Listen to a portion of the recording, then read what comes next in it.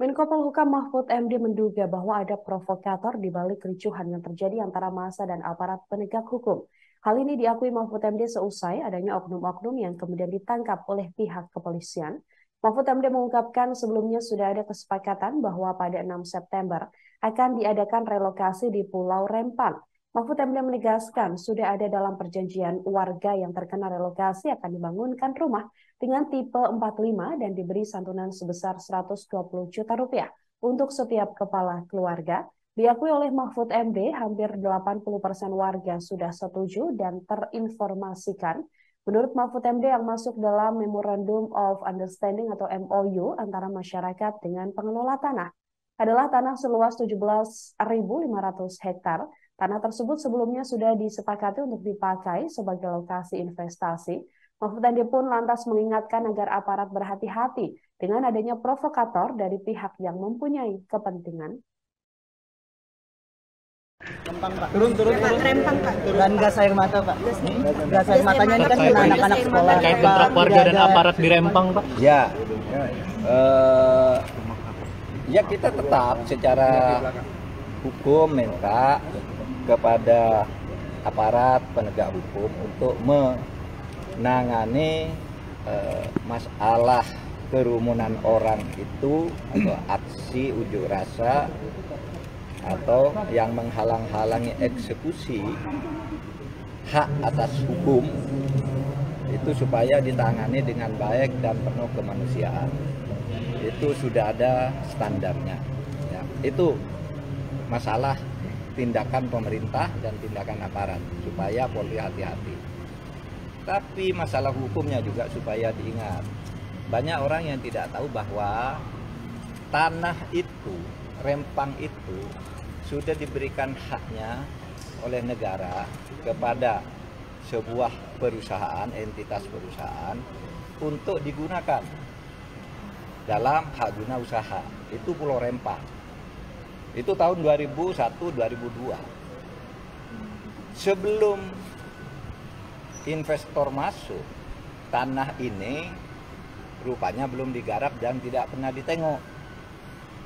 Sehingga pada tahun 2004 dan seterusnya menyusul dengan beberapa keputusan, tanah itu diberikan hak baru kepada orang lain untuk ditempati.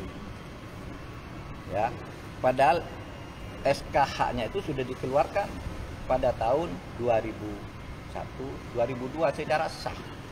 Nah, ketika kemarin pada tahun 2022 investor akan masuk, yang pemegang hak itu datang ke sana, ternyata tanahnya sudah ditempati.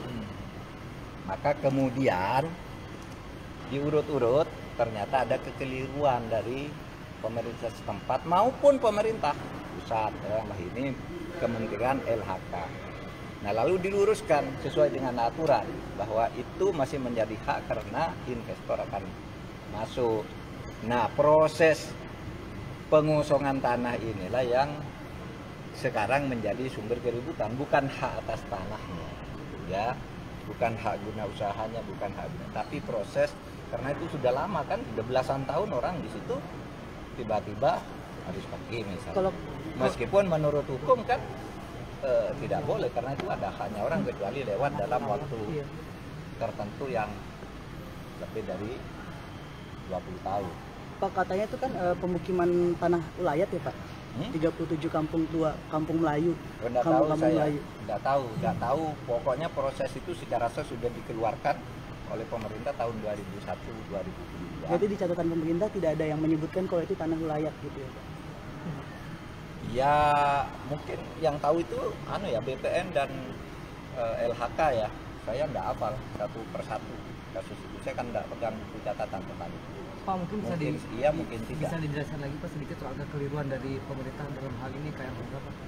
Dia mengeluarkan surat itu, surat izin penggunaan oleh pihak lain yang tidak berhak. Itu kalau tidak salah sampai 5 atau 6 keputusan itu dibatalkan semua karena memang salah sih, sudah dilihat dasar hukumnya. Itu lebih tepat dilakukan daripada misalnya dibiarkan berlarut-larut. Karena haknya itu ada dan itu mau investasi. Orang sekarang sudah banyak investor mau masuk, ternyata tanahnya tidak ada. sehingga harus dikosongkan dulu. Itu saja masalahnya sebenarnya. Tinggal sekarang kan perlu mungkin uang kerohiman, bukan uang ganti rugi, karena mereka memang tidak betul. Uang kerohiman ini dan bagaimana memindahkannya dan kemana, mungkin itu yang perlu didiskusikan antara pemegang hak bersama investor dan rakyat setempat. Menurut saya itu lebih bagus. Tapi kalau hak yang sudah dimiliki tidak kita berikan, itu berarti pemerintah melanggar hukum juga. Dan setiap hasilnya nanti, misalnya pajak yang masuk ke negara atau apapun yang dihasilkan dari situ kan menjadi temuan korupsi. Iya kan? Oh, haknya orang, diproduksi orang, kamu ngambil pajaknya, kamu biarkan bisa korupsi atau kriminal biasa. Kan gitu. Nah, itu supaya dipahami oleh masyarakat, supaya dipahami bahwa kasus itu bukan kasus penggusuran, tetapi memang pengosongan karena memang secara hak itu akan digunakan oleh pemegang haknya. Tinggal soal kerohimannya berapa, pemindahannya kemana. Dan jangan sampai menggunakan kekerasan, kecuali dalam keadaan tertentu yang sudah gawat. Ya kan? Kan banyak juga orang sudah tidak bisa membela diri, dari terpojok kan terpaksa mungkin gunakan gas, senjata atau pentungan karet atau apa.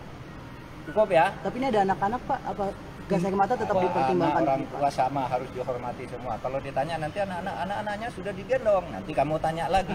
Terima kasih sudah nonton. Jangan lupa like, subscribe, dan share ya.